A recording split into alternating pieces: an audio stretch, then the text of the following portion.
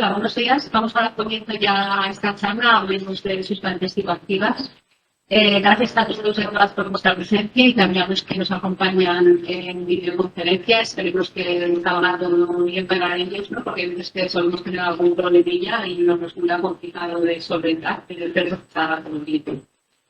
Como ya sabéis, estas actividades se encuentran dentro del proyecto Empresas de Seguridad Saludable, que son un conjunto de actividades que van dirigidas a ofrecernos herramientas para poder mejorar nuestro bienestar y ayudarnos en diferentes ámbitos, ¿no? Como el estrés, la ansiedad, ¿no? Las relaciones interpersonales.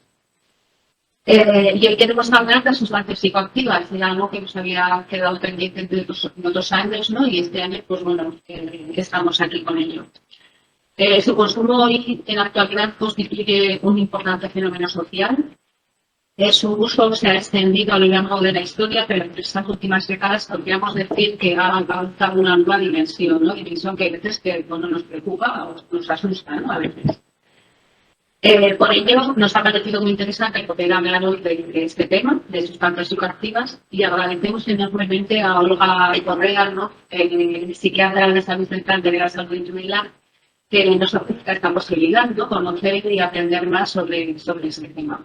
Y así más, os dejo con ellas y desde luego agradecerles, ¿no? Olga, muchas gracias por ofrecernos esta gran oportunidad y muy interesante oportunidad. Gracias. Bueno, pues eso. Bueno, yo soy Olga, y trabajo aquí en la planta de psiquiatría. Queremos abarcar todo lo que hay sobre sustancias, pues aquí nos haríamos mayores. Yo he tratado de sintetizar lo que realmente se ve en la práctica, o sea, en la calle, sobre todo aquí en nuestro entorno más cercano. Lo que vemos en la planta, nuestros pacientes, lo que nos cuentan, lo que sabemos que son los consumos más habituales. Entonces, bueno, que el panorama está tremendo con la adicción a esta sustancia, el fentanilo, que produce unos enganches absolutamente brutales, y en esa zona de gente que no puede emigrar a los Estados Unidos están ahí un poco colapsados, enganchadísimos a esta sustancia, y vale la pena que lo veáis porque en YouTube hay varios vídeos de esto y son bastante interesantes. Han hecho un poco una observación de cuáles son las sustancias que se consumen en España en una franja de edad entre los 15 y los 64 años. Entonces han querido abarcar pues una parte importante de la población. ¿Qué han visto? Pues la que se lleva obviamente el premio a la sustancia más consumida pues es el alcohol. El 63% de la población tiene un consumo habitual en los últimos 30 días. La siguiente sustancia, la nicotina, en el tabaco, con un 32%. Luego los hipnosedantes, que básicamente es el consumo o uso inadecuado de sedantes, ya sea benzodiazepínicos, opioides, en general pastillas que tienen un efecto tranquilizador o inductor del sueño. Luego viene el cannabis y luego la cocaína, y luego ya vienen una serie más de sustancias, pero bueno, estas serían las principales. Las sustancias que se empiezan a consumir a una edad más temprana, pues tenemos el tabaco, el alcohol, seguidos del cannabis. Y las sustancias que por lo general toman más tiempo, pero que terminan siendo un gran problema de adicción a sustancias, son los hipnosedantes. Es que ahí está tapando. Los hipnosedantes, pues los analgésicos, los opioides, el tramadol, las benzodiazepinas en general, sobre todo las de corta duración, que son sobre todo el tranquimacin, el bromazepam. Estas sustancias. Luego pasamos a los anticonvulsivantes, que también se consumen con mucha frecuencia con efecto ansiolítico, como la pregabalina, la gabapentina. Sobre todo la pregabalina ahora se están enganchando un montón y ya no están vendiendo por la calle solamente tranquimacin y ribotril, sino también la pregabalina. Pero bueno, un poco era por situarnos que a más edad tienes la tendencia a una sustancia de diferente tipo y a menor edad de otro tipo. Mira, aquí le doy enter y no me hace caso. Vale.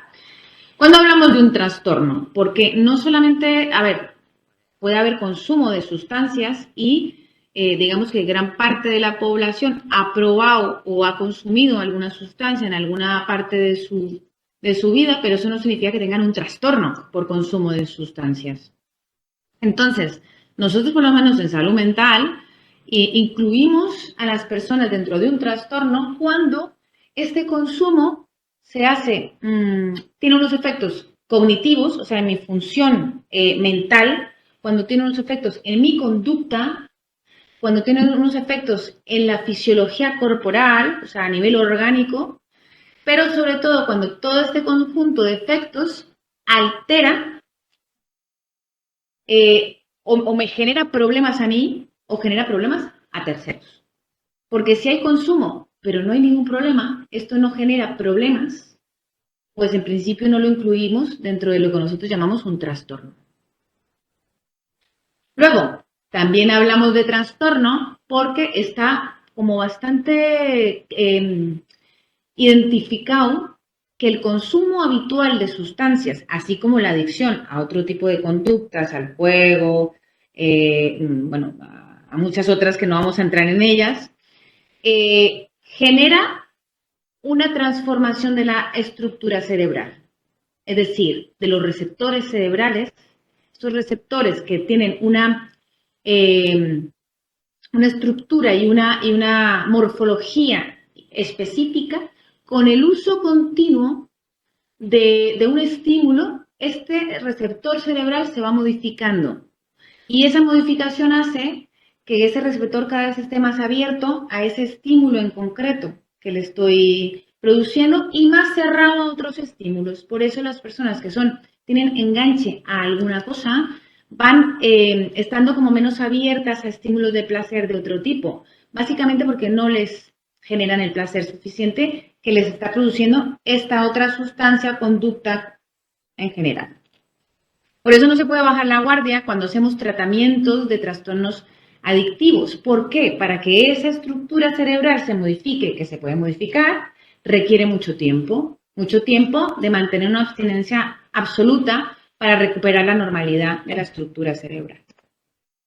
Esos son unos términos que luego esta presentación se va a quedar grabada y luego podéis mirar, pues son términos que utilizamos en el mundo de cuando hablamos de la adicción, qué es abuso, qué es adicción, qué es dependencia, qué es uso inadecuado, pero no voy a entrar ahí porque tengo muchas otras cosas de las que les quiero hablar.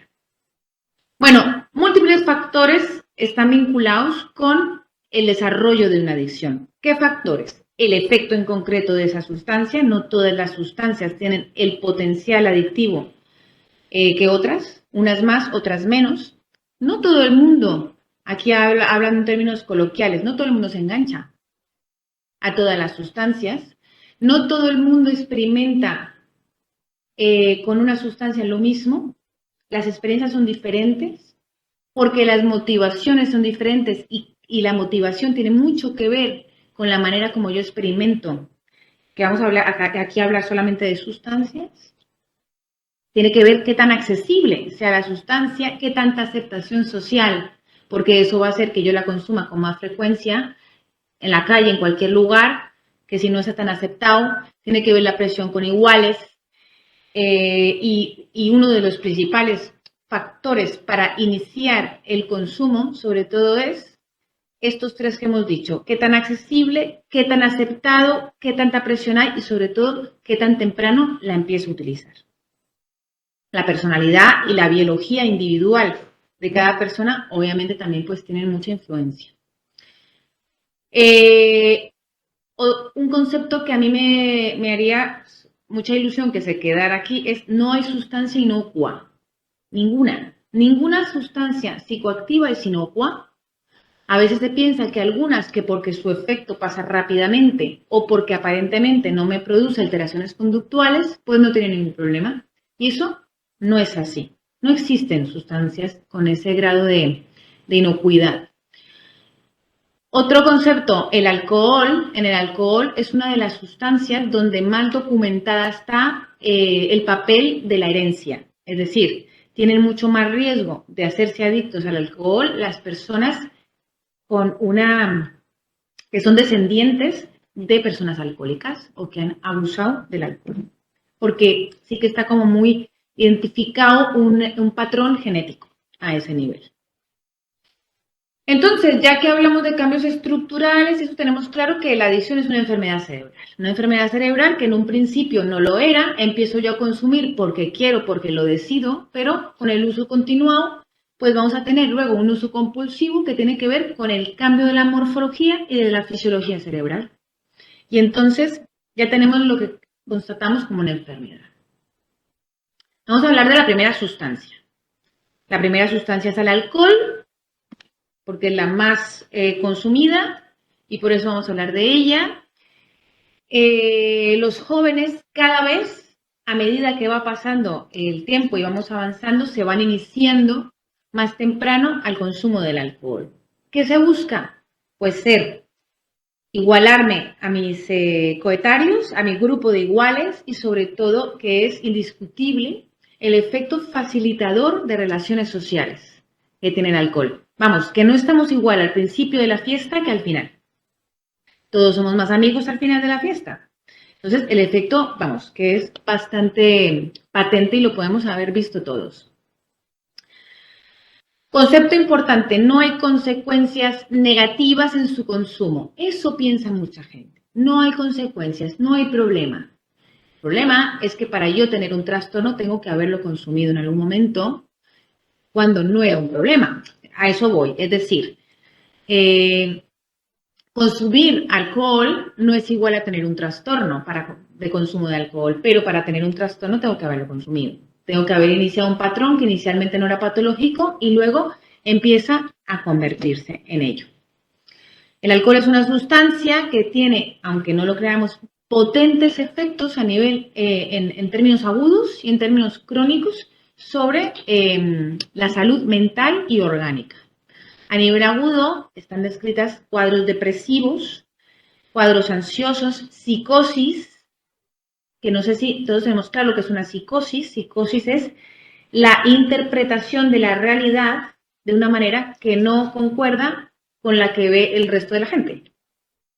La percepciones de cosas que no hay o interpretación de cosas que hay de manera incorrecta. Alteraciones de la conducta por el consumo de alcohol y efectos crónicos porque el alcohol es de las sustancias más característicamente depresoras. Aunque cuando yo empiezo a consumir alcohol, empiezo a sentir como una euforia, una desinhibición y una gracia, al cabo del paso de las horas, yo creo que me daréis la razón, empezamos a decaer y a sentirnos un poco más tristones que lo que estábamos inicialmente. Es un depresor. Y otro efecto del alcohol indiscutible es la alteración del patrón de sueño. Muchas personas utilizan el alcohol para dormir. Hay muchas personas que utilizan una copita de vino porque eso me mejora el sueño.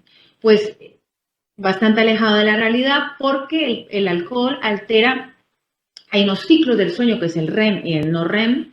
Debe haber poca cantidad de sueño REM porque hace que mi sueño sea superficial, pues el alcohol hace que entremos rápidamente al sueño REM y este sueño que es más superficial va a ser el que va a predominar y nuestro sueño, aunque pueda ser mantenido, no es un sueño reparador.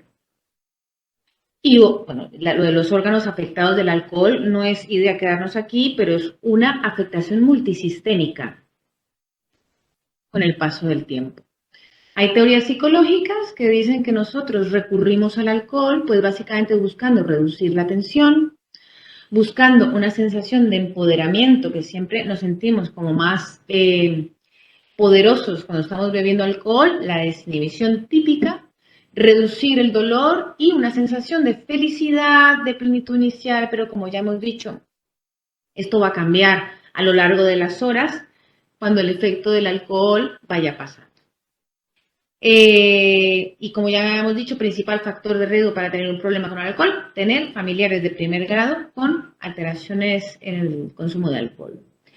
Nosotros tenemos aquí unos criterios para diagnosticar un trastorno por consumo de alcohol según el DSM-5, que es un poco nuestro libro guía en psiquiatría.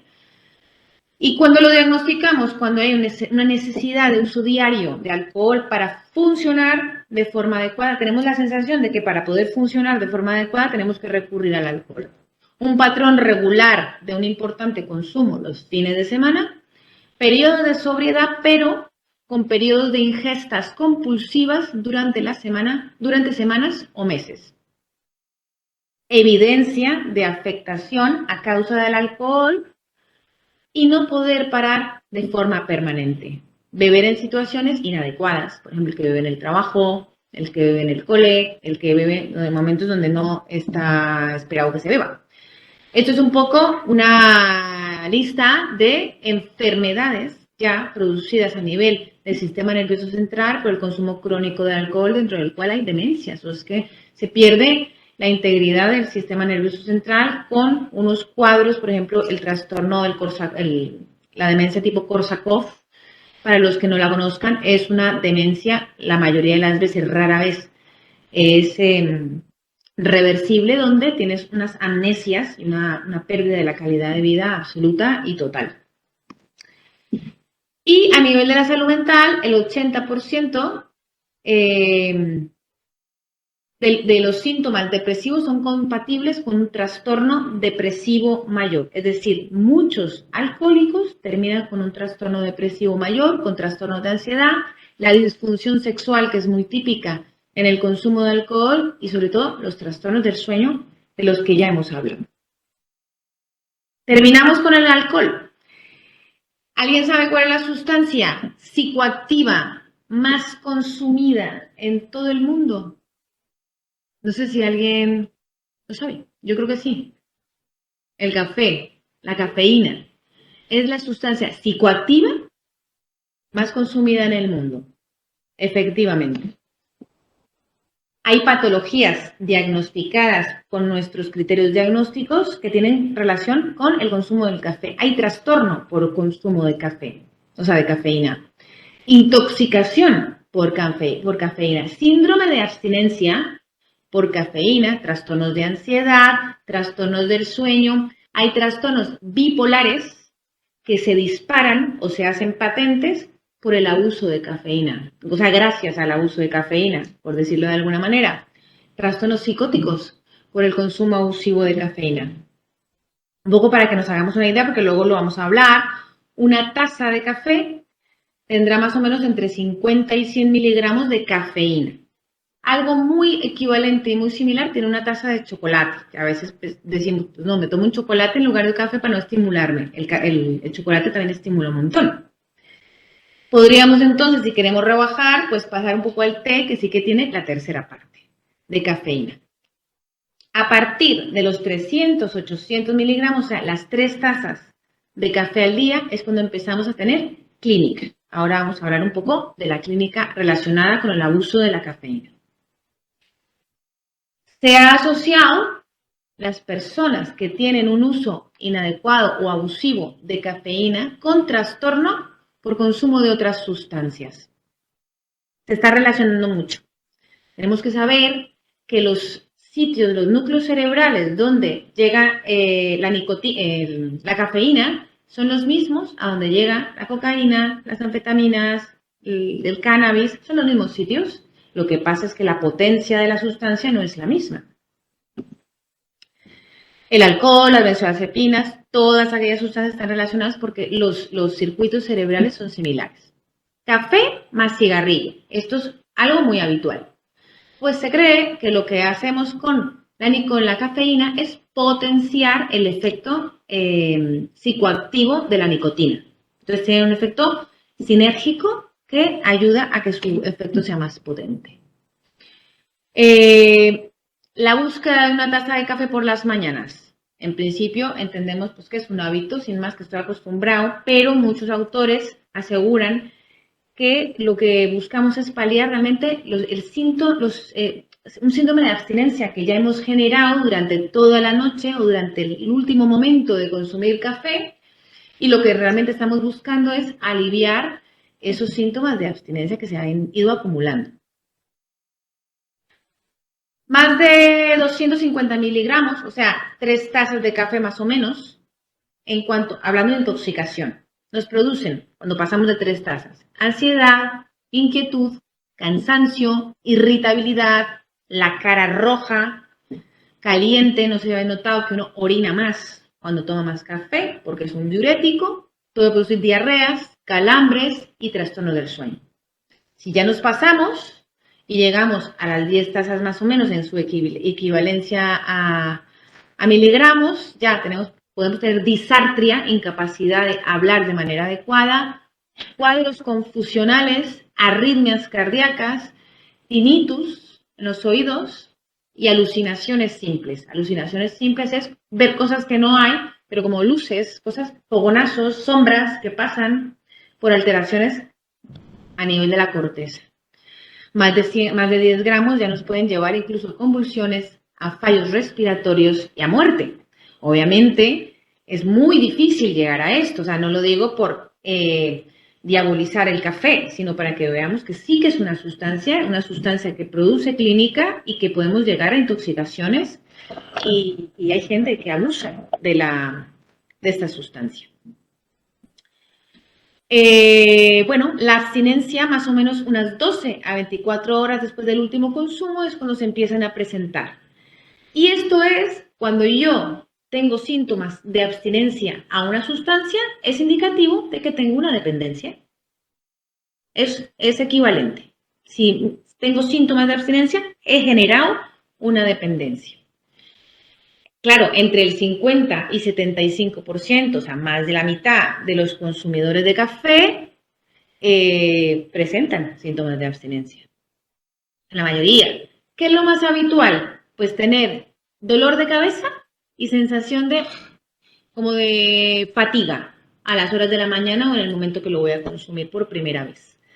Y luego está, cuando esta abstinencia se va aumentando más, pues irritabilidad, ansiedad, una cierta depresión menor, unos síntomas como de tristeza, torpeza, náuseas, vómito, craving se le llama al deseo intenso de consumir algo, dolor muscular, que tendrán un pico sobre las 48 horas y se resuelven si yo decido, imagínate que decidí por lo que sea dejar de beber café a la semana, en principio ya no tendría por qué haber ningún síntoma de esto. Dejamos el café, quieto.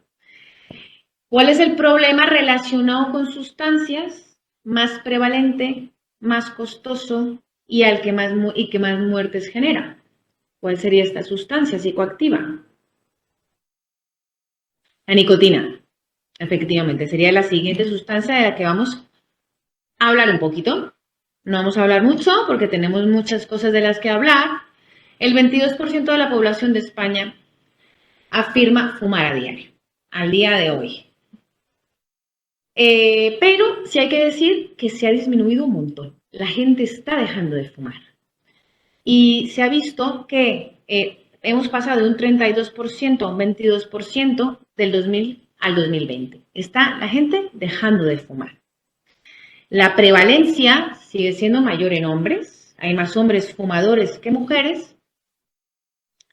Pero está claro que se ha ido reduciendo. Ahora, este descenso de fumadores tiene como un perfil como un poco establecido. Eso no significa que obligatoriamente tenga que ser así, pero en términos generales está haciendo que están dejando de fumar más en los países desarrollados, menos en los países en vía de desarrollo. Están dejando de fumar más los hombres que las mujeres. Entre más, la raza más blanca también se está viendo un poco más el abandono del tabaco y sobre todo con el nivel educativo. Entre mayor formación, más se va dejando de fumar. Me tiene sentido.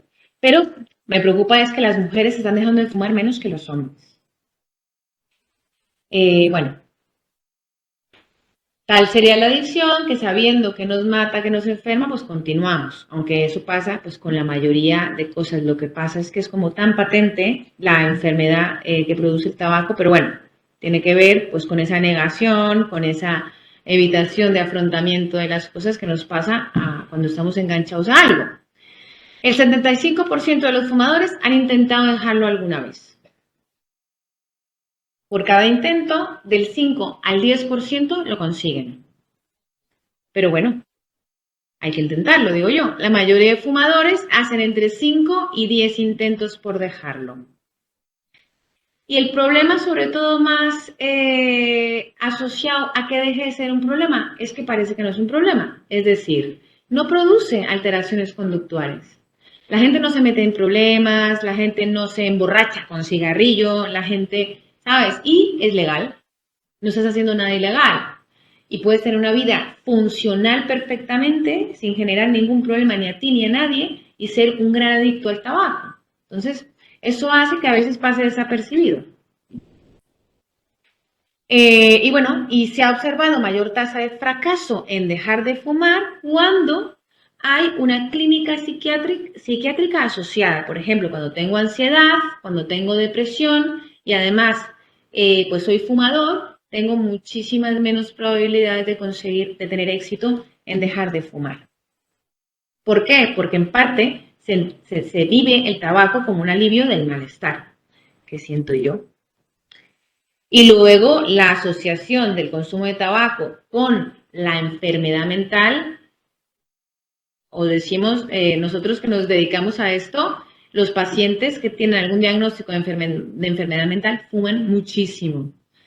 En esquizofrenia, el 90% de los pacientes fuman. Sí que es verdad que se ha descrito cierto alivio de las alucinaciones con la nicotina, se ha descrito, y se explica de alguna manera así, pero en el trastorno bipolar y en el trastorno por uso de sustancias es muy abundante. Bueno, las consecuencias a nivel orgánico del tabaco, yo creo que eso ya sabemos, pulmones, a nivel cardiovascular, a nivel cerebrovascular, el cáncer en varias partes de nuestro cuerpo y eso. ¿Cuál sería el mecanismo de la nicotina? Pues es que en cuanto entra la nicotina a nuestro organismo, en 15 segundos ya está en el cerebro. Y va a las vías de placer propias, como ya hemos dicho, de otros estimulantes. Y es una de las adicciones que se desarrolla con más rapidez. Incluso gente que se dedica a esto hablan de que tiene una capacidad adictiva muchísimo más potente que la heroína, que es una sustancia que se entiende que es muy adictiva. Hablamos un poco de la abstinencia, que aquí son los síntomas que se experimentan con la abstinencia y es lo que hace que mucha gente abandone el proyecto de dejar de fumar porque son síntomas muy duros en muchas personas. Hay otras que dicen que no sienten nada. Pero sí que es verdad que el craving, o sea, el deseo de fumar es intenso, la irritabilidad, la alteración del sueño, con muchas pesadillas, con sueños no reparadores, el aumento del apetito, esto está súper corroborado, aumenta el apetito y además aumenta el peso, que no está necesariamente relacionado con el aumento del apetito. Sencillamente parece ser que hay una aceleración del metabolismo corporal solamente con la nicotina. Y el hecho de fumar hace que tú puedas, digamos, no subir de peso con tanta facilidad con un estilo de vida X. Cuando dejas de fumar, subes de peso sin que haya sido porque hayas comido más. Y el duelo se vive un duelo, se vive una tristeza. Lo digo porque yo soy una exfumadora. Y se vive una tristeza, una apatía, una pérdida de motivación. Pero bueno, pasa. Y yo creo que si conseguimos pasar ese umbral, este duelo y toda esta clínica desaparece. Entonces, si se tiene claro que se tiene que hacer, yo creo que hay que hacerlo. Bueno, el refuerzo social, obviamente, a mayor riesgo si hay padres fumadores. Y bueno, pues que se sugiere que hay un componente genético hereditario. Y un poco a manera de mensaje, cuando, ay, que es que no sé cómo hacerlo, falta que estés preparado para hacerlo, que el maestro aparece. Pasamos al siguiente tema. La sustancia ilegal más usada del mundo. ¿Cuál creéis que es? El cannabis, efectivamente. El cannabis es esta sustancia, nada más. Aquí tenemos la más consumida es la cafeína, luego el alcohol, luego la nicotina, luego el cannabis. se ha ido introduciendo gradualmente en nuestra sociedad. Ahora mismo la cuarta sustancia psicoactiva más usada en el mundo. 1 de cada 10 personas se convierten en dependientes francos de la marihuana. Y siempre el riesgo va a ser mucho mayor entre más temprano se inicie el consumo y durante más tiempo se mantenga. Vale, la marihuana. La mayoría de las personas lo que hacen es consumirlo mezclado con tabaco. Entonces muchos deshacen un cigarrillo o compran tabaco en un estanco, sacan ese tabaco y lo mezclan con las hojitas de la marihuana que lo han preparado.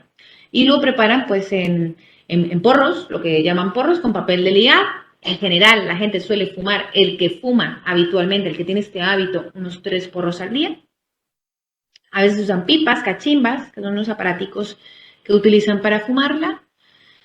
18 años sería la edad media de inicio y esto va disminuyendo a medida que avanza la edad, la gente va abandonando este hábito, por lo general, siendo de los 15 a los 24 años la edad con más prevalencia y es más frecuente en los hombres.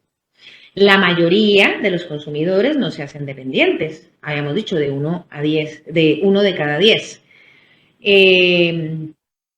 Droga blanda. Es muy frecuente que la gente habla, no, pero si yo fumo marihuana solamente. La marihuana es una droga, una sustancia psicoactiva muy, pero bastante peligrosa para la salud mental.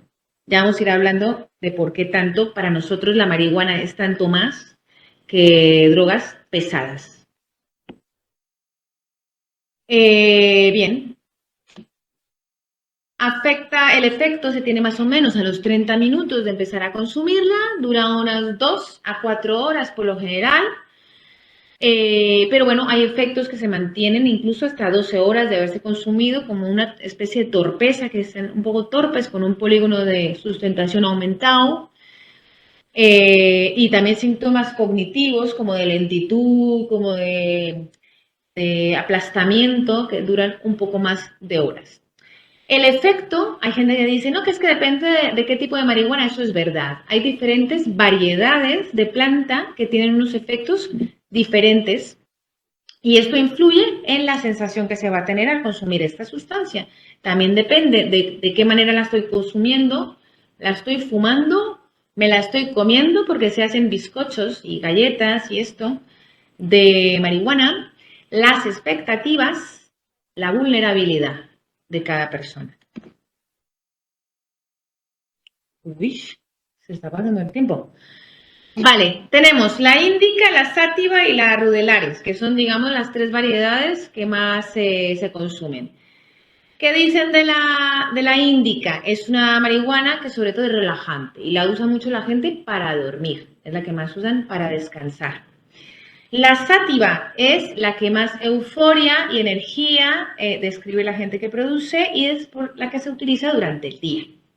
Y la que menos usan o la usan los que supuestamente no son consumidores de marihuana, sino, no, es que yo consumo rudelaris porque es que tiene una baja concentración de THC y los efectos pues son menos evidentes. Esto es un porro. Yo no sé, igual todos han visto un porro o no, pero bueno, ahí está lo que hacen es un poco desmenuzar el cogollo, que es esto, lo desmenuzan y eso lo mezclan con el tabaco o pura la marihuana y se la fuman. Macho y hembra, eso que hay una planta que es macho, otra que es hembra, eso es real. Y bueno, la hembra es la que tiene las principales sustancias psicoactivas. Y bueno, lo que decíamos que también se hacen en galletas, bizcochos, en comidas, en arroces, se hacen un montón de cosas. Y luego tenemos el hashish. El hashish es de la misma planta de marihuana, pero de una resina que se obtiene de una parte de la planta y se elabora esto que parece chocolate y por eso se llama también chocolate. Y hacen pues parecido como con la marihuana, lo que hacen es como quitarle trocicos y hacen como lombricicas y las meten en el tabaco y tiene pues un efecto muy similar al de la marihuana. Bueno, Ojo rojo típico cuando la persona ha consumido marihuana porque produce una vasodilatación a nivel de los ojos, entonces por eso es típico que tengan los ojos rojos, hay una ligera taquicardia, es muy frecuente los munchies, que así les llaman, como a una necesidad absoluta de comer cosas dulces y de en grandes cantidades, unos atracones, que son muy frecuentes, y la boca seca. También estos atracones también se explican porque los sentidos efectivamente parece que florecen con el consumo de marihuana y la comida sabe más rico. Y el tiempo pasa más despacio y la música suena más bonita, como que oigo cada instrumento, o sea, describen que cada cosa se experimenta con mayor intensidad. Y eso las cosas son más graciosas, por eso la gente se ríe tanto y les dan como la tontera cuando consumen marihuana.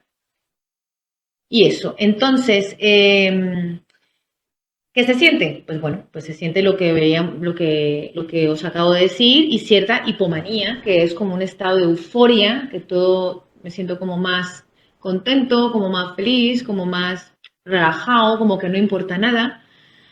Síntomas psicóticos, los síntomas psicóticos con elementos de paranoia.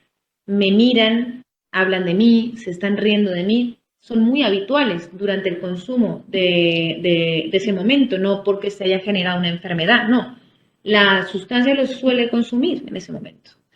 Eso tiene mucho que ver con la vulnerabilidad individual y la aprensividad de la persona que está consumiendo. Y se describen en principiantes o inexpertos ataques de pánico, que son unas crisis de ansiedad muy gordas que se presentan. El síndrome motivacional, que sepáis, pues que es una entidad que nosotros lo vemos mucho en los consumidores de marihuana, que sencillamente pierden la motivación de cualquier cosa y entonces son los que nos cuentan los padres, está encerrado en su habitación, no hace nada, no sale, no, ha perdido el deseo de todo.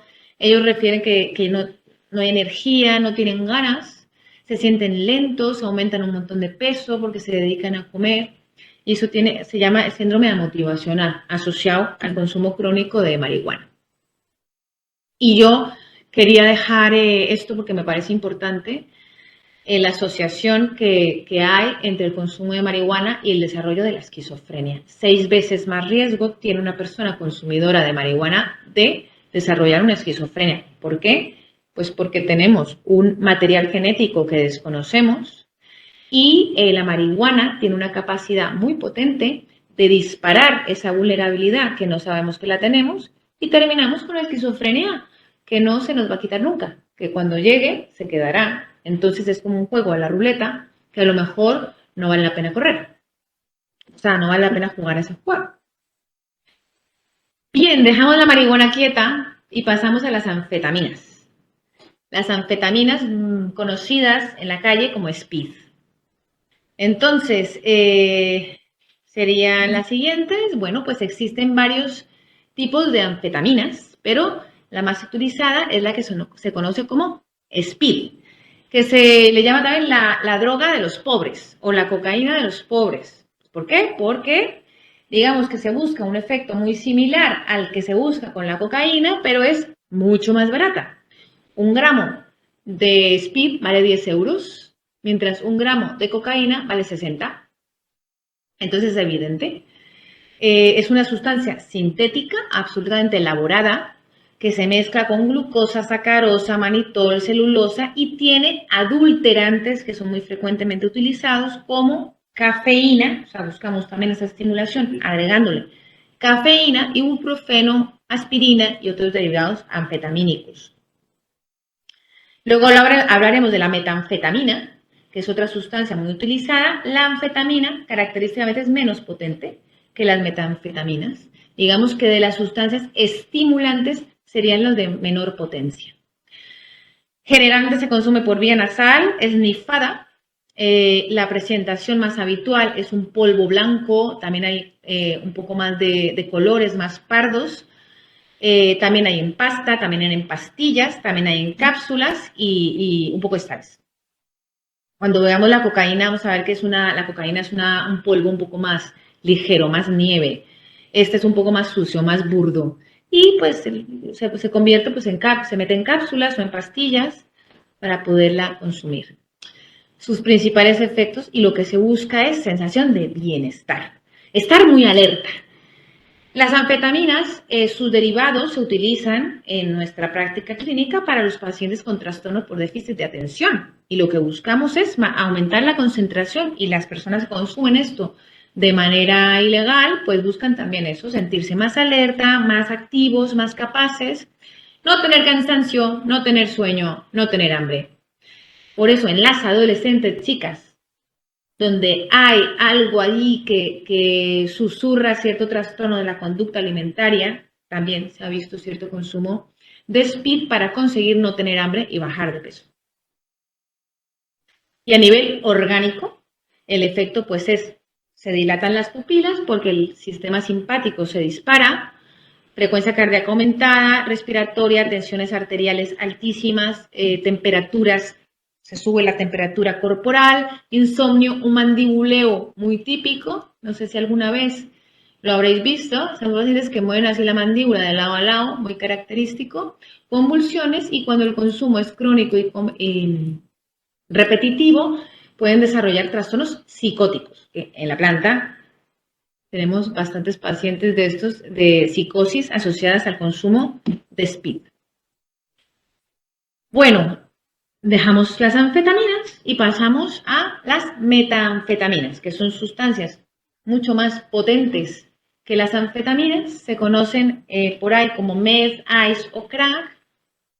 Y luego, fíjate que eso ya fue, hace poco me comentó un paciente que ahora se está vendiendo una metanfetamina, pues por Tudela, que se llama Shabu, que es una metanfetamina que lo que básicamente es un poquito de metanfetamina, pero residuos de múltiples sustancias que se inyectan a nivel muscular y pues para buscar efectos euforizantes. Y es bastante tóxico. Hablando en general de las metanfetaminas, pues es mucho más potente porque pasa más rápidamente, mucho más rápido que la anfetamina, la barrera hematoencefálica llega más rápido y con más potencia. Es un polvo blanco también, las metanfetaminas, pero también se encuentra con frecuencia a manera de cristales. Y estas son las metanfetaminas. Bueno, estimulante, también produce aumento del estado de vigilia, aumento de la actividad física, disminución del apetito, todo aquello que disminuye el apetito, tal, está muy relacionado con personas que quieren controlar el peso corporal. Aumenta la respiración de la temperatura corporal, aumenta la frecuencia cardíaca y como escribía un paciente, te da para arriba, te crispa los nervios y te acelera tanto el corazón que dan ganas de escupirlo. Vamos, son unas sensaciones de activación absolutas. Esto lo sacaba de un blog de gente que se encarga de escribir sobre drogas y me pareció como interesante. Esto lo escribe una paciente que dice, comencé a drogarme hablando de las metanfetaminas por placer. Ay, no veo lo que dice ahí. Comencé a drogarme por placer, pero después se me hizo una forma de vida y ya no pude salir de ella. Agarré el vicio a los 19 años, siendo madre de 2 hijos. Recuerdo cómo empecé a consumir. Estaba con mis primos tomando cerveza y me dijeron, no te vayas a drogar, ¿eh? Y fue lo que hice. Fumar del foco. Primero sentí que se me quitaba lo ebria y pensé que era todo el efecto, hasta que ya habían pasado 3 días y no había salido de la habitación donde estábamos. Andaba toda asustada. En mis inicios fumaba cristal cada 15 días porque la verdad me encantó. Me sentía como una adicta, pero sociable. Ese año trabajaba como cajera en un mercado y la mitad de mi sueldo iba para mi vicio y la otra mitad para mi familia. Al principio uno fuma con el pretexto de que da energía para trabajar y pensando que la puedes controlar, pero lo piensas solo un tiempo, porque jamás tendrás a la droga agarrada de la mano. Ella te tiene agarrada del cuello. Me pareció bonito y como muy... Ah, ¿qué has movido aquí? Bien. Metanfetaminas, seguimos con ellas, producen unas conductas en el consumidor habitual que llamamos conductas estereotipadas, que son como movimientos repetitivos, que no tienen ninguna función, ¿sabes? Mueven así o se tocan o un movimiento de la lengua, movimientos sobre todo que no tienen función y son repetitivos. Aumenta la sudoración, la sequedad de boca, vértigo, temblores, irritabilidad, convulsiones, temblores, paranoia, agresividad, pero después de todos estos efectos es posible que se presente un fenómeno de rebote que consiste en una fatiga. Claro, porque pensemos que cuando consumimos estas sustancias estimulantes, la sustancia no nos está aportando energía, la sustancia está haciendo que gastemos nuestras reservas de energía de una manera explosiva, de manera que cuando el efecto de la sustancia pasa, hemos gastado todas nuestras reservas, nuestros depósitos y quedamos absolutamente desmayados. Pasamos un poco a la cocaína. Lo que se utiliza es la hoja de la planta, la hoja de la coca. En países latinoamericanos, en andinos, realmente se consume la hoja, se mastica la hoja de la coca, pero el efecto que tiene este masticar es como si nos tomáramos dos tazas de café. No pasa de ahí, te sientes un poco más activo y tal, pero no tiene los efectos para nada de lo que se siente cuando consumes la cocaína. Entonces, ¿qué es lo que se busca? Se busca llegar a la máxima pureza cuando se elabora la cocaína. O sea, utilizar esas hojas y llegar a la máxima pureza porque es cuanto más cara la vas a vender. Esto es un negocio. Un negocio y lo que le ocurra a la sociedad es muy poco importante y va a ser muy difícil parar esto porque da muchísimo dinero. Y yo quería traer esta imagen porque este señor que veis ahí es el farmacéutico que prepara la droga. Al lado de la plantación, con estos cubos asquerosos y metiendo un montón de sustancias ese es el laboratorio que va a preparar la cocaína. ¿De qué partimos? Del bazuco, que es la primera parte, el primer producto de la cocaína. No sé si habéis oído, el bazuco, bacerolo, Suzuki también se llama, pero sobre todo bazuco, que básicamente es pasta base. Es lo primero que se obtiene. Es la cocaína barata. Entonces, imagínate, 125 kilos de hojas necesito yo para conseguir 1 kilo de pasta de coca. A eso se le pone queroseno, ácido sulfúrico, amoníaco y tenemos una pasta negruzca, fumable y que es bastante tóxica, pero bueno, se consume, se vende porque además es muy barata.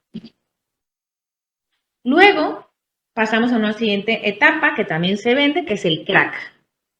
Viene aquí lo que vamos a hacer es a mezclarle con éter y dejar que se evapore un montón para conseguir unos cristales que son casi puros, todavía no hemos llegado a la pureza y esta es una parte de la sustancia, como parecen unas escamas de jabón, que es muy, pero muy adictiva, produce un craving muy intenso. Y por eso, por las calles de las ciudades grandes, así de Sudamérica y eso, hay mucha gente consumidora de crack, porque produce un craving muy intenso, para llegar finalmente a la nieve, coca o farlopa, así también le llaman, que es la cocaína pura, la que vale muchísimo dinero y pues por la que pierden mucho dinero muchas personas por conseguir esta sustancia. Bien. La vía más frecuente de empleo es la intranasal, es esnifada. Eso se le llama un tiro o raya a estas lineecitas de cocaína que se hacen para esnifarla. La vía intravenosa ya casi no se usa, un poco porque la gente le ha cogido miedo a las infecciones que se producen con las agujas hipodérmicas. Y también con cierta frecuencia se mezcla con heroína para producir speedballs, que le llaman a un efecto que es rápido, pero también con cierta característica sedante que le produce la heroína. Los efectos de la cocaína, la gente lo que busca es euforia, es no estar cansados, es estar muy activos, hablar mucho, desinhibición, más sociables, más o menos dura 1 hora el efecto, pero luego, pues como siempre, un cansancio extremo. Son personas que luego duermen un montón de tiempo porque tienen que recuperarse y una única dosis tiene un efecto adictivo muy, muy potente y las posibilidades de que repitan son muy altas. A nivel orgánico, pues todo lo que es una activación del sistema nervioso simpático y bueno, eso es lo que tenemos con la cocaína. Bueno, hay un tema a nivel, la cocaína produce un interés sexual aumentado, un deseo sexual, pero no termina la cosa bien, porque lo que suele producir también es disfunción sexual. Entonces, eso es algo que genera como mucho disconfort, ¿no? Se quejan del poco deseo, del mucho deseo, pero que las cosas no terminan bien por la disfunción sexual que produce al producir vasoconstricción de los cuerpos cavernosos en los cuerpos cavernosos del pene. Entonces, no permite unas erecciones adecuadas. Claro, y luego por otro lado, si mezclamos la excitación sexual que se produce con la hiperactividad que tiene esa persona y con la desinhibición, se asocia también a actos sexuales muy atípicos, promiscuos, sin valorar riesgo. Pero pues con la disfunción sexual que comentamos. Estos son los problemas orgánicos que produce la cocaína, que no vamos a entrar, que básicamente es por afectación vascular con vasoconstricción que produce infartos, insuficiencias renales, enfermedades cerebrovasculares isquémicas, y luego el tema del tabique nasal, que también se llega a perforar, unas atrofias terribles.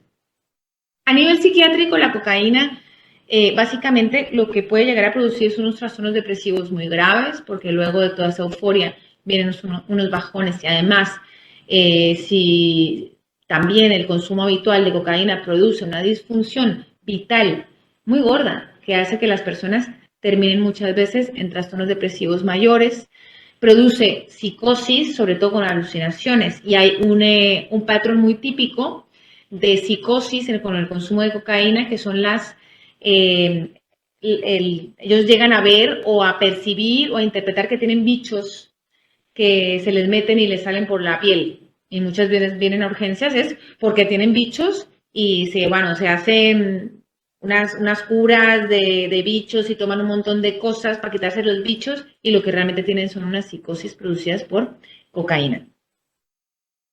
Bueno, y luego la anorexia, la pérdida de peso, la pérdida de salud en general que va produciendo la cocaína, que es bastante gorda. Lo que hace como es cara, pues no todo el mundo se puede permitir engancharse a la cocaína. Pasamos un poco a las drogas de síntesis. A ver, las drogas de síntesis, la mayoría de las drogas de síntesis, que eso es lo que vamos a encontrar en los clubs, en las fiestas, en los conciertos, son derivados de las anfetaminas. Son comprimidos de colores, que generalmente son pastillitas, que se suelen consumir más bien los fines de semana. Son sustancias sobre todo para las fiestas. Por lo general, la gente se toma y hasta 4, entre 1 y 4 pastillas es el promedio que se consume y sobre todo un gran riesgo es que no se suelen consumir solas. Se consumen con alcohol, con marihuana, con cocaína y con otras pastillas. Entonces, es el principal riesgo, la combinación de estas pastillitas de anfetaminas que se producen. Bueno, primera sería el éxtasis. El éxtasis es una de estas primeras pastillas derivadas de los anfetaminos que también se llama MDMA. MDMA es más conocida como esto. También pirulas, pastis también se le llaman. Un derivado anfetamínico es la droga de síntesis que más ha incrementado su consumo desde la década de los 90. Y bueno, pues como lo vemos así, estas pastillitas de colores, un poco así, entre 6 y 20 euros valen una pastillita. Entonces son como muy asequibles. El éxtasis. Metilendioximetanfetamina es un facilitador.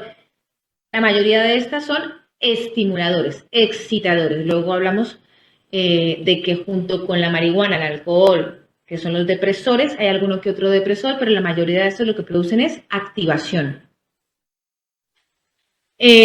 Cuando se consume éxtasis, vais, o no sé si habéis oído, no se debe beber alcohol o se recomienda que no se beba alcohol. ¿Por qué? Pues porque esta estimulación que produce el éxtasis hace que no se regule bien la temperatura corporal, se produce una hipertermia importante que con la diuresis que se incrementa con el consumo de alcohol hace que la temperatura corporal aumente todavía más y que se puedan tener golpes de calor. Por eso, entre ellos, pues se aconsejan que beban mucha agua cuando consumen éxtasis y eso para evitar esto. Y luego, lo que ya llamamos efectos residuales, pues un insomnio, un agotamiento, un aplanamiento terrible después de consumirla. La otra es EVA, esta se consume menos, pero es una pastilla muy parecida al MDMA, pero con una intensidad un poco menor. Su precio es similar al MDMA y pues altera la percepción del consumidor con unos efectos un poco menos potentes, pero es pues, parecida esta EVA. Y luego la píldora del amor, que se dice que es afrodisíaca, es famosa por ser afrodisíaca, también se consume muchísimo. Y aquí lo que hacen es mezclar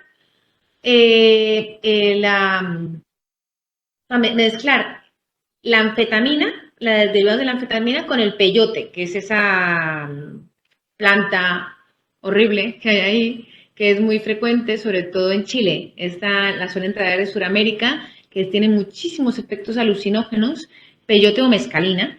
Entonces, esta píldora del amor lo que hace es mezclar estas dos sustancias para producir pues, mayores efectos alucinógenos, pero también es mucho más tóxica que otras sustancias. Bueno, produce saliva, hipersalivación, piloerección, así, con una activación terrible, o sea, los pelitos se ponen así todos erizados. En los casos graves puede haber rigidez, convulsiones, fallo respiratorio y muerte, porque es que la activación, los infartos de miocardio, los colapsos pulmonares, pues no son extraños con estas sustancias si nos pasamos de dosis. Alucinógenos, el PCP y la mescalina. De la mescalina un poco, ya os he mencionado, pues que es esta raíz, sobre todo la raíz de la planta, es la que se utiliza para los efectos. Y el PCP, en cuanto a los alucinógenos, es el conocido como polvo de ángel, que es la fenciclidina. Esta fenciclidina realmente pues, es un medicamento.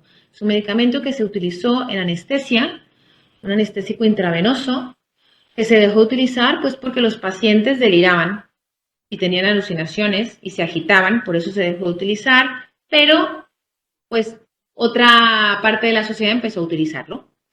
Tiene un sabor amargo, distintivo y se puede mezclar con facilidad, con diferentes colorantes para hacerlo más llamativo.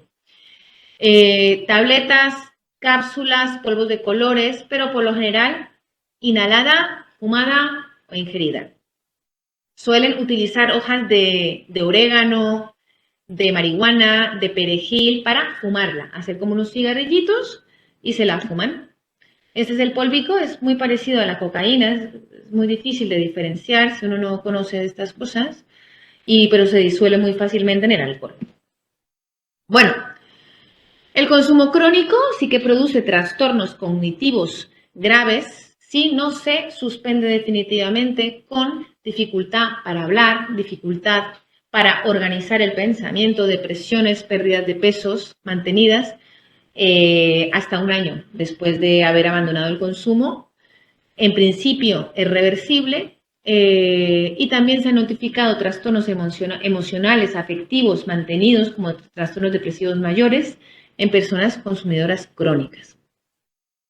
Y luego cuando las mezclas con alcohol o con pastillas benzodiazepínicas, pues se pone en peligro la vida del paciente por depresiones respiratorias. Este es el polvo de ángel en polvito, es un polvito, por lo general que se mete en las cápsulas o se pone en forma de pastillas. Seguimos con el LSD, también muy conocido, o ácido lisérgico. Esta es uno de los alucinógenos más utilizados también. Este alucinógeno viene Ahí tenemos una ramita de centeno, pues a esa ramita a la planta del centeno le sale un hongo que es el que contiene el LSD. Y entonces en el medioevo se dieron cuenta que la gente se ponía pues, paranoica, con alucinaciones, con delirios y además con unas lesiones en la piel, que luego se dieron cuenta que provenía de ese hongo que se había consumido del centeno. Son los famosos tripis. El LSD, pues estos tripis son de este alucinógeno, que se viene de ahí. Bueno, pues de aquí viene lo comúnmente llamado viajes. Viajes buenos, viajes malos, porque esta sustancia produce unas sensaciones que no son del todo agradables, tienen un poco de desagradable. Entonces, dependiendo de las expectativas de la persona, de la vulnerabilidad de esa persona, de sus rasgos de personalidad, pues estos viajes, estas sensaciones de alucinaciones, de distorsión del medio ambiente, se transforman las formas, a la gente se le alargan la boca como si le salieran hocicos, un poco trastornos de la percepción, son distorsiones de la percepción. Entonces, depende de cómo seas tú y de lo que esperas, vas a tener una experiencia u otra. También se distribuye en forma de papelitos que se ponen en la lengua, los tripis, o sea, el LSD, el alucinógeno, se los ponen en algunos papelitos pegados en la lengua, que también es muy frecuente, o unos cuadricos que tienen como forma de gelatina, que también son para ponerse en la lengua y se disuelven. Y entonces tienen el efecto alucinógeno. Seguimos con el éxtasis líquido. El éxtasis líquido o GHB, que es también yo creo que es, os lo paso porque es más frecuente conocerlo como el GHB. Pues el GHB dejó de usarse como anestésico en medicina debido a sus efectos adversos, precisamente con alteración de la conducta. Se consumen estas ampollas que hemos visto, euforia, desinhibición, una sensación de placidez, aumento de la libido. La sobredosis puede causar un coma profundo, que muchas veces los pacientes llegan a urgencias porque están en coma, aunque suele revertirse, pero bueno, si la dosis es extremadamente alta, pues sí que puede haber una depresión respiratoria y muerte, pero por lo general estas personas las traen es porque han entrado en coma.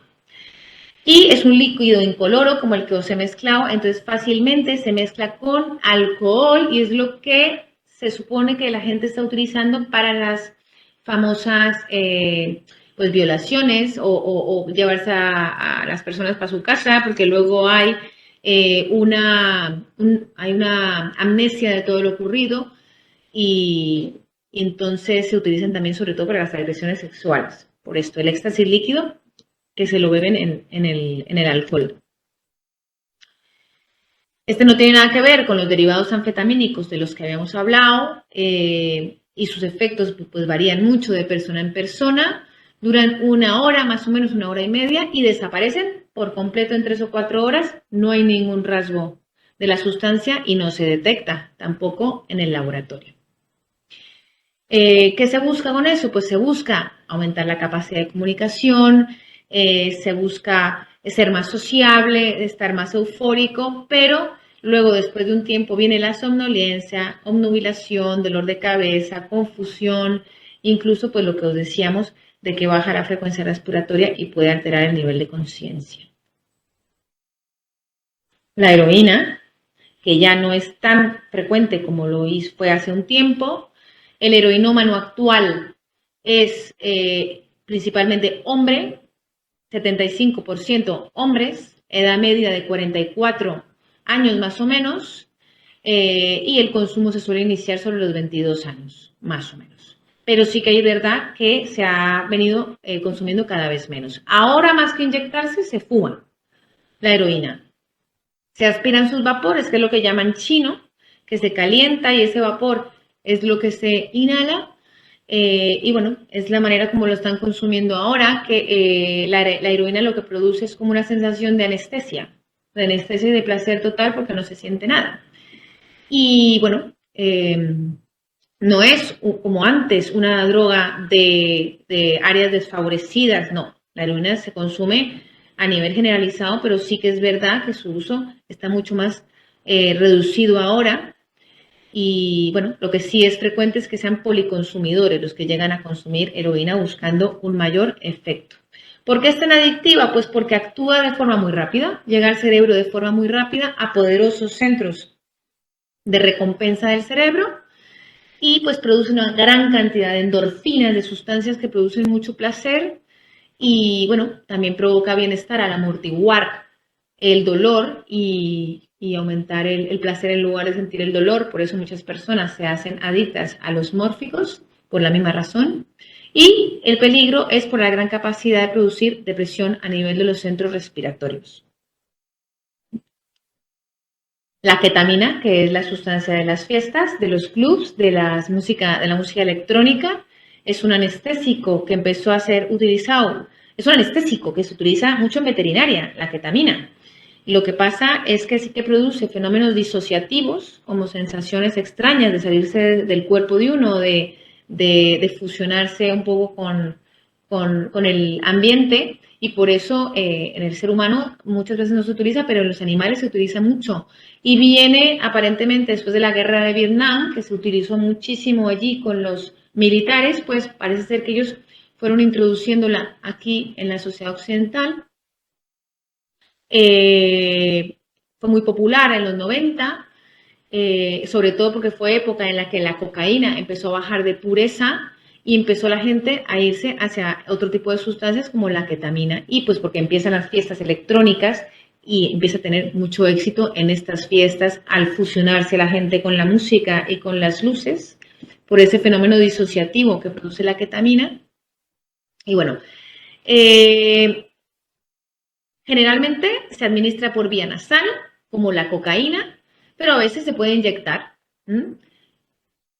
Rara vez se consume vía oral y, bueno, lo que hacen generalmente es conseguir los viales que son legales, los viales de ketamina que se utilizan por anestésicos, los manipulan para producir los cristales que realmente luego utilizan para el consumo y son como microcristales. Yo creo que tengo aquí, esta es la ketamina que realmente se consume de manera ilegal. Estos microcristales que se vuelven polvos muy finitos y se inhalan. El efecto es rápido, a dosis bajas es estimulante, a dosis altas produce fenómenos disociativos, que son distorsiones perceptivas. Aquí lo describen. El cerebro funciona mejor. Es como fusionarse con el infinito, salirse del cuerpo. Es como levitar. Se pierde la capacidad de sentir, hay una amnesia, o sea, sentir una anestesia total, hay una amnesia sin pérdida de conciencia. Lo describen como sensación de muerte, como si te murieras, literalmente. El K-hole es una sensación que describen como fragmentarse el yo de la persona, como si tú como ser humano te fragmentaras en 1000 trocitos y cada parte de ti puede percibir una cosa diferente del presente, a una cosa muy loca.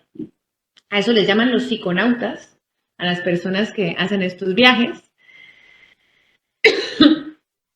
Y bueno, es un poco la experiencia. Aquí la mujer no estaba muerta, estaba de parranda. Y bueno, el principal riesgo sobre todo es, no suele tener unos efectos a nivel orgánicos muy graves, realmente, a menos que la dosis sea exagerada, pero sobre todo accidentes. La gente realmente cree que está fusionada con se queman, hay fuego, meten la mano porque creen que están ahí, o hay una ventana y creen que pueden caminar pues a través del aire, pues cosas así, un poco por las alteraciones perceptivas. Los poppers, ¿habéis oído hablar de los poppers? Estos pues se inhalan los vapores que producen. Estos son sustancias que inician como tratamiento, o sea, se inicia en su venta como tratamiento para las anginas, porque son vasodilatadoras, pero pasa que se van dando cuenta que la inhalación de estas sustancias pues produce vasodilatación, que dan una sensación más que psicoactiva, más orgánica. Hay una sensación como de calor, lo describen como de excitación sexual, sobre todo. Entonces, está muy relacionada con las relaciones sexuales. Es como si aumentara la libido. Y entonces, pues son muy frecuentes su uso, por lo menos así se describe, sobre todo en hombres homosexuales para facilitar las relaciones anales, las relaciones sexuales por vía anal, porque produce vasodilatación. Y entonces las penetraciones son más placenteras. Por eso, sobre todo, las usan. Y obviamente esto facilita las relaciones sexuales un poco sin tener mucho cuidado con las consecuencias. Y en fiestas un poco donde hacen orgías y estas cosas, pues se usa mucho. No tiene especialmente mucho riesgo, aunque se han descrito lesiones foveales en el ojo por las vasodilataciones muy intensas que produce. Pero bueno, en principio sería como muy poca la gravedad que tiene y no es habitual esto. Pero bueno, y el potencial de adicción es bajo. Lo único es que suele haber una conversión de hemoglobina a metahemoglobina relativamente infrecuente que puede producir fenómenos de hipoxia en pacientes que consumen grandes cantidades de estos vapores. Pero tampoco es una cosa muy frecuente. Las bebidas energéticas, espérate, las bebidas energéticas es otra sustancia de la que se está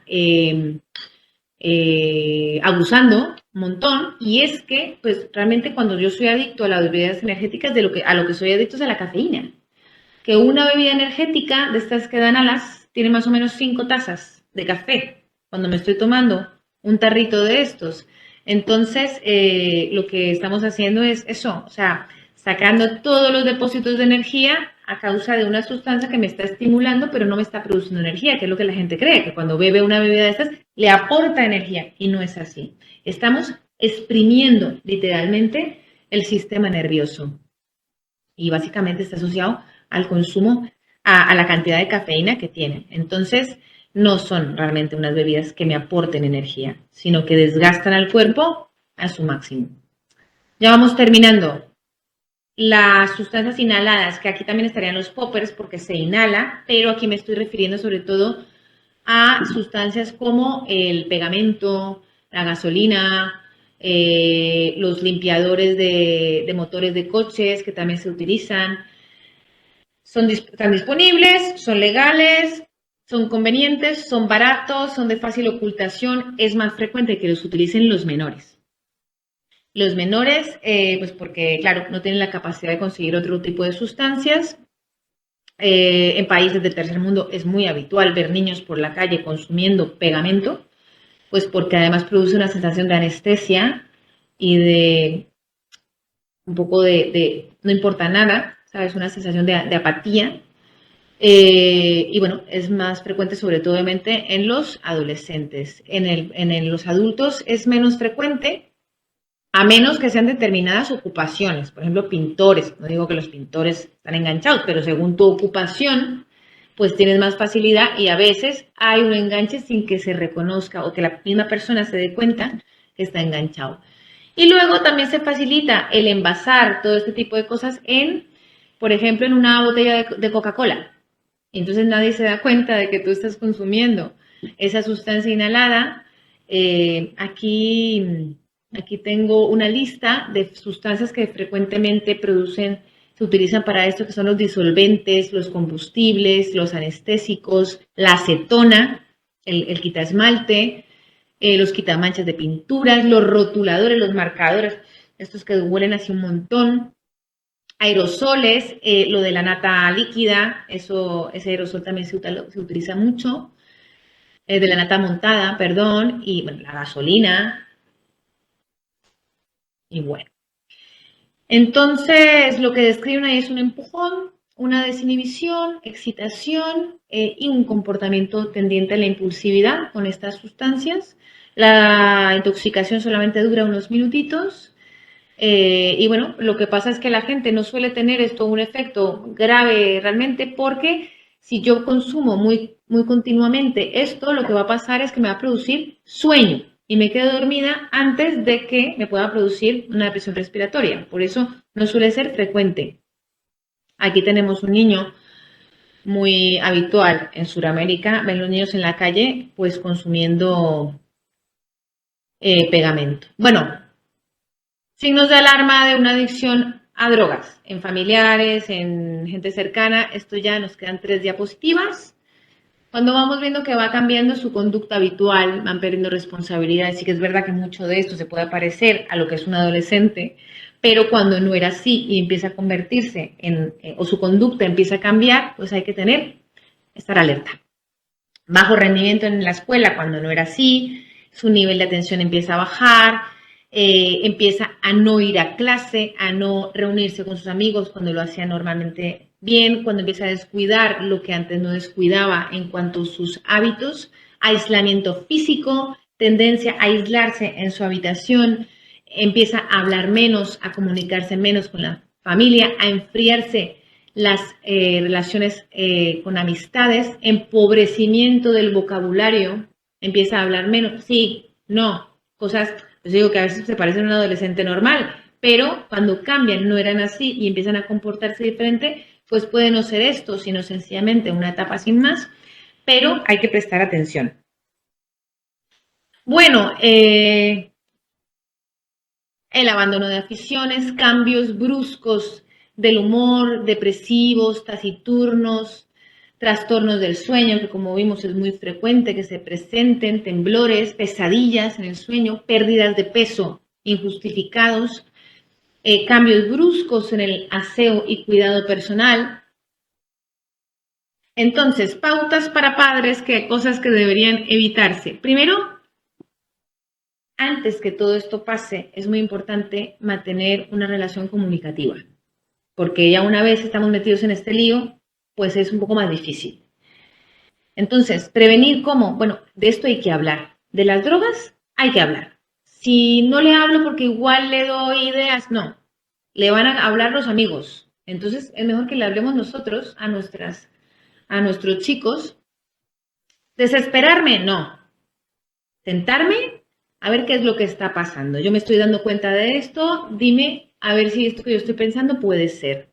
¿Echarle en cara? No, no podemos convertirnos en su enemigo y en víctimas nosotros de lo que está pasando, porque es un problema de la familia, no es un problema de él, es un problema de la familia. Convertirnos en perseguidores y llegar al cuarto donde está y vigilarle por las ventanas y esto lo que va a hacer es esconderse. La crítica continuada se va a alejar de esa crítica continuada y va a tratar de alejarse de nosotros. Los castigos, acosarle, vuelvo y digo, va a alejarse de todo ello que le resulta incómodo y eso no va a ser efectivo. Desentenderse, pues tampoco, porque lo estamos abandonando un poco ante lo que estamos viendo. ¿Qué debemos procurar? Pues sentarnos a dialogar de la manera como sea, buscar ese diálogo, analizar las circunstancias, qué es lo que está pasando, qué te ha llevado a esto, cómo hemos llegado a esto, favorecer el acercamiento, obviamente, comportándose de una manera que el hijo vea que puede recurrir y que usted puede ser una ayuda para su hijo, no el que regaña, el que castiga, sino que se da cuenta que le quieres ayudar. Que no huya por temor al castigo, mostrarle el afecto a pesar de lo que está pasando. Yo te quiero mucho, claro que te quiero, independientemente de lo que hagas. Reflexionar sobre qué podemos hacer por ti, qué podemos hacer, cómo te podemos ayudar. Saber que él sepa que cuando vaya a querer esa ayuda, la va a tener. Y siempre tener claro que no es una persona problemática. No, es una persona que tiene un problema. Una persona que tiene un problema y vamos a ayudar en conjunto a solucionarlo. Y siempre, claro, siempre prevenir. ¿Cómo prevenimos? Los límites. El ser humano necesita y grita límites para poder funcionar. Cuando hay límites y amor, todo funciona mejor, pero tiene que ser una mezcla de todo. Entonces, de la droga, de las sustancias, de las adicciones, se puede salir mucho más fácilmente si lo hacemos acompañado con una estructura sólida de familia que nos ayuda y no que nos persigue o nos asusta y nos hace salir corriendo. Ya siento que ha sido a toda mecha, pero es que es mucho tema y pudo haber sido mucho más largo. Pero bueno, espero que os haya gustado. ¿Vale? Hemos terminado a las 3. Vale, gracias.